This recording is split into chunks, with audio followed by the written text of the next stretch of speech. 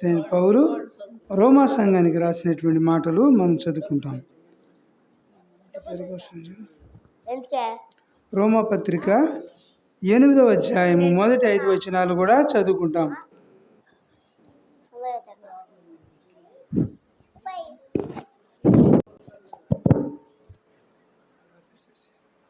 రోమా పత్రిక 8వ అధ్యాయము మొదటి 5 వచనాలు కూడా చదువుకుంటాం. కాబట్టి ఇప్పుడు క్రీస్తు యేసునందున్న వారికి ఏ శిక్షా విధి లేదు. క్రీస్తు యేసునందు జీవమునిచ్చు ఆత్మ యొక్క నియమము పాప మరణముల నియమము నుండి నన్ను విడిపించను.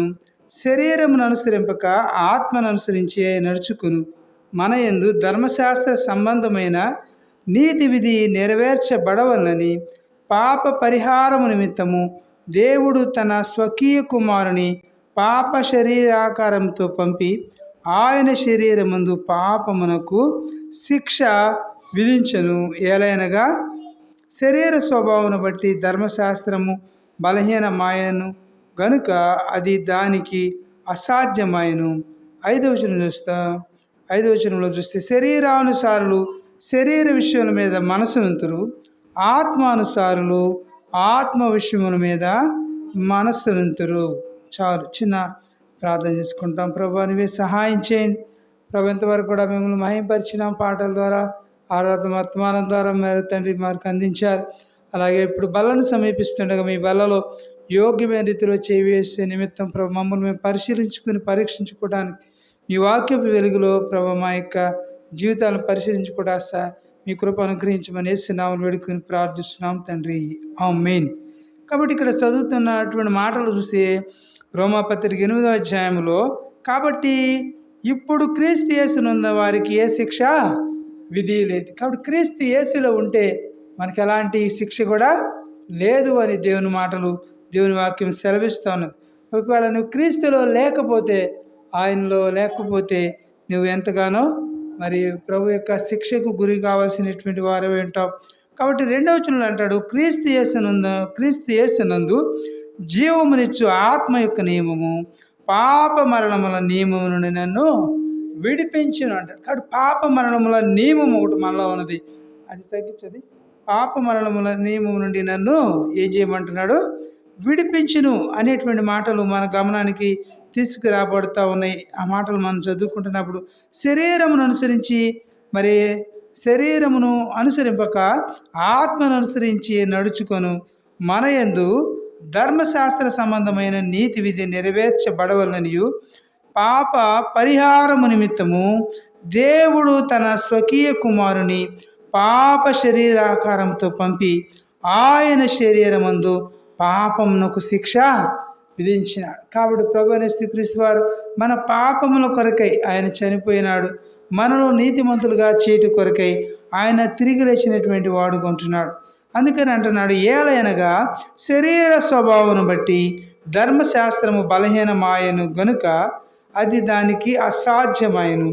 శరీరానుసారులు శరీర విషయాల మీద మనసు ఉంచుతారు. శరీరానుసారులు అనగా శరీరమును చూసుకుని సంతోషించేటువంటి వారు, శరీరానికి కావాల్సినటువంటి వస్తువులు, శరీరానికి కావాల్సినటువంటి సోపులు, బట్టలు కదా, ఆభరణాలు, వీటి నుంచే వారు వాటి మీద శరీరానుసారులు ఏం చేస్తారంటే శరీరానికి కావాల్సినటువంటి బట్టలు, నగలు కదా, వాటి మీద వారు ఏం చేస్తారంటే వారు వాటి మీదనే వారి దృష్టిని వారు నిలిపేటువంటి వారుగా ఉంటారు. కాబట్టి ఇక్కడ మన భాగంలో చూస్తే మరి శరీరానుసారులు శరీర విషయములను మనస్సుకు ఉంచుతారు.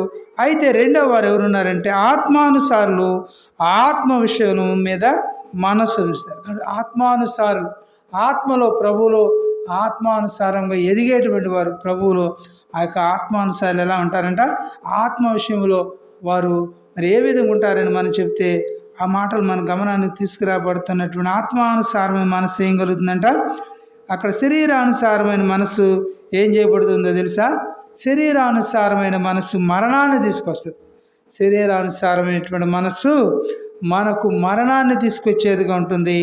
అయితే ఇక్కడ ఆత్మానుసారమైనటువంటి మనస్సు మనకు జీవమును సమాధానమునై ఉంటుంది. కాబట్టి ఇక మరి ఆత్మానుసారమైనటువంటి మనసు మనకి ఏ విధంగా మరి ఉపకరిస్తుంది, ఏ విధంగా ఉపయోగపడుతుంది అనేటువంటి మాటలు మనం చూస్తూ వచ్చినప్పుడు ఆత్మానుసారులు ఏ విధంగా మరి ఉంటారు, శరీరానుసారులు ఏ విధంగా మరి ఉంటారు అనేటువంటి మాటలు మన గమనానికి, మనల్ని మనం పరిశీలించుకోవడానికి వాక్యపు వెలుగులో దేవుడు మన యొక్క గమనాగమనంలోనికి మాటలు తీసుకొస్తూ ఉన్నారు.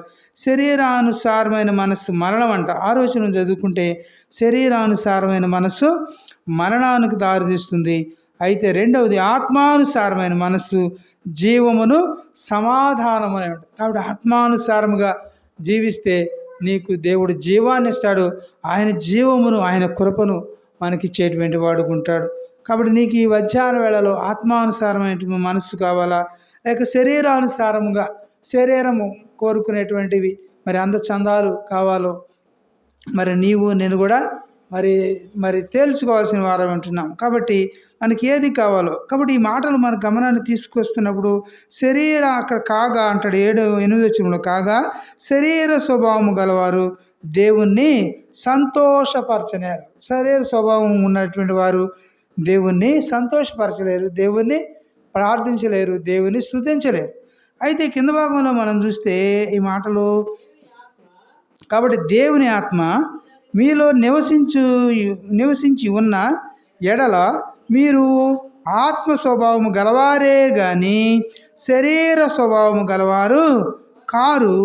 ఎవడైనను క్రీస్తు ఆత్మ లేని వాడైతే వాడు వాడు కాడు అంటున్నాడు. కాబట్టి నీకు ఏ ఆత్మ ఉన్నది? కాబట్టి నన్ను నేను పరిశీలించుకుని వాక్యపు వెలుగులో పరీక్షించుకుని ప్రభు అయిన యేసుక్రీస్తు వారి శరీరమునకు సాదృశ్యంగా ఉన్నటువంటి రొట్టెలోను, ఆయన యొక్క రక్తమునకు సాదృశ్యంగా ఉన్నటువంటి ద్రాక్షారసములోను మనల్ని మనం పరిశీలించుకుని యోగ్యమైన రీతిలో ఈ పునరుద్ధాన పండుగ దినాన, ఈ యొక్క ఈస్టర్ పండుగ దినాన ప్రభు యొక్క బల్లలో యోగ్యమైన రీతిలో మనము పాలు పంపులు పొందుదాం. కాబట్టి ప్రభు అటు కృప మనకు దయచేయుగాక.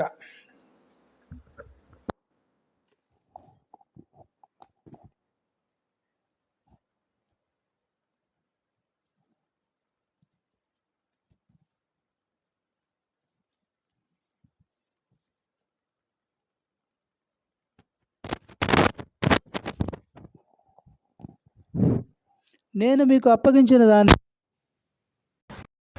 యేసు తాను అప్పగింపబడిన రాత్రి ఒక రొట్టెలు ఎత్తుకొని